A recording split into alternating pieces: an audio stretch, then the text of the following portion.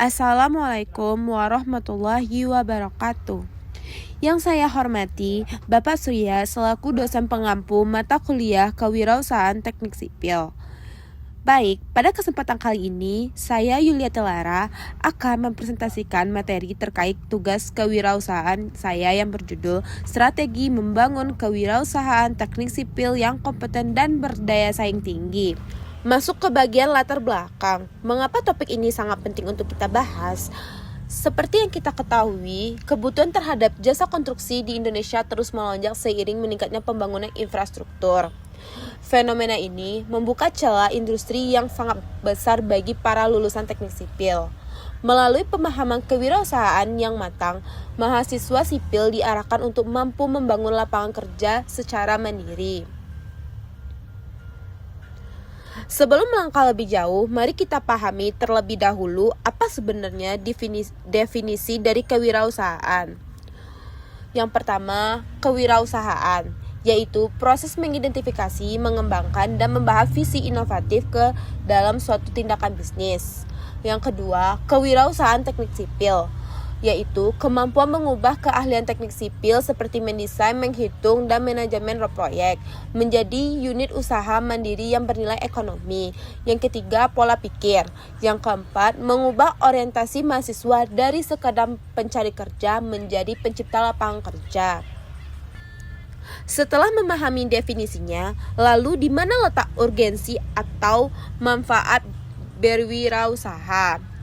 Mengapa kita harus membangun strategi ini sejak dini? Yang pertama, menghilangkan ketergantungan penuh pada ketersediaan lowongan kerja di pasar. Yang kedua, potensi pendapatan finansial yang dapat berkembang dinamis sesuai dengan skala proyek yang didapat. Yang ketiga, berkontribusi langsung dalam mengurangi pengangguran dengan buka lapangan pekerjaan untuk orang lain. Yang keempat, mengaplikasikan dan mempraktikkan teori ilmu teknik sipil secara nyata langsung di lapangan. Yang kelima, memiliki kebebasan penuh dalam mengembangkan potensi dan arah bisnis sendiri.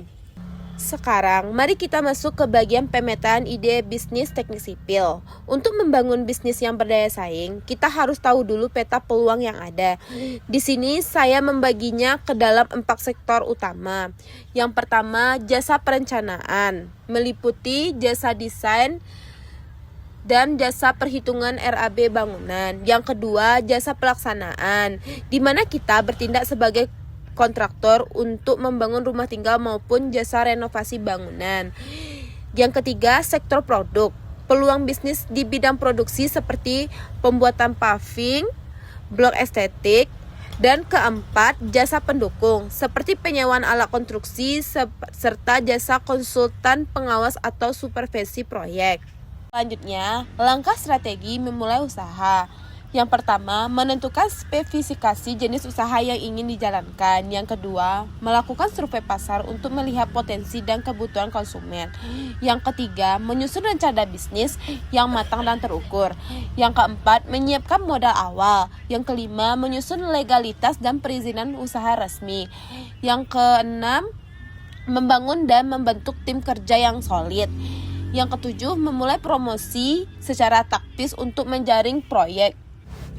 Selanjutnya, 3 pilar modal yang dibutuhkan. Yang pertama, modal finansial seperti pengadaan peralatan teknis lapangan dan akomodasi kendaraan. Yang kedua, modal SDM, merekrut tenaga kerja lapangan yang terpercaya seperti tukang, mandor, drafter, dan surveyor.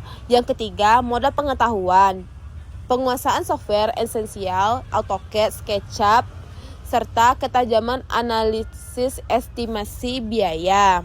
Selanjutnya, strategi mendapatkan klien. Yang pertama, membuat akun media sosial profesional sebagai sarana branding perusahaan.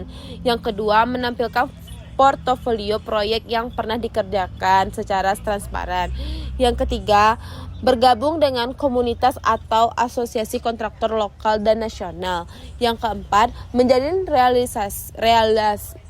relasi dan kemitraan erat dengan arsitek serta developer properti.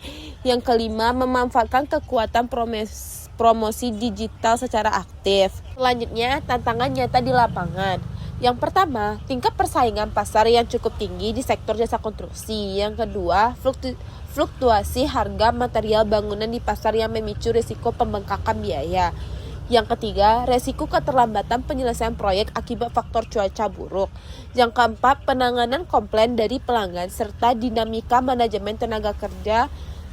Nah, solusi menghadapi tantangan yang pertama, membuat perencanaan, metode kerja, dan penjadwalan proyek yang matang sejak awal.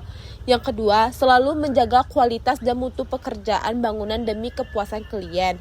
Yang tiga, menerapkan komunikasi yang baik, jujur, dan transparan bersama pihak konsumen. Yang keempat, mengontrol biaya proyek secara ketat agar tidak terjadinya over budget. Yang kelima, menjadikan aspek keselamatan dan kesehatan kerja sebagai prioritas utama. Nah, selanjutnya, kunci sukses kewirausahaan sipil. Yang pertama, terus belajar adiktif terhadap perkembangan teknologi konstruksi modern.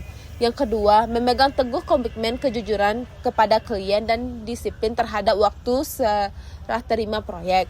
Yang ketiga, selalu berupaya meningkatkan mutu dan kualitas hasil pekerjaan lapangan. Yang keempat, aktif membangun jaringan profesional secara kontinu. Nah, dari seluruh pembahasan yang telah saya sampaikan, dapat disimpulkan kewirausahaan di bidang teknik sipil memiliki prospek yang sangat cerah karena aktivitas pembangunan fisik tidak pernah berhenti.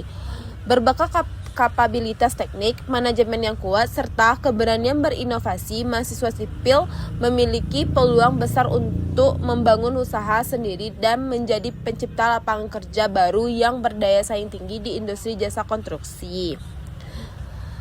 Demikianlah presentasi materi mengenai strategi membangun kewirausahaan teknik sipil yang bisa saya sampaikan. Saya mengucapkan terima kasih yang sebesar-besarnya kepada Bapak Surya atas bimbingan dalam mata kuliah ini.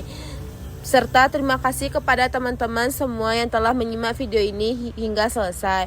Mohon maaf apabila ada kekurangan atau salah kata selama penyampaian materi. Terima kasih.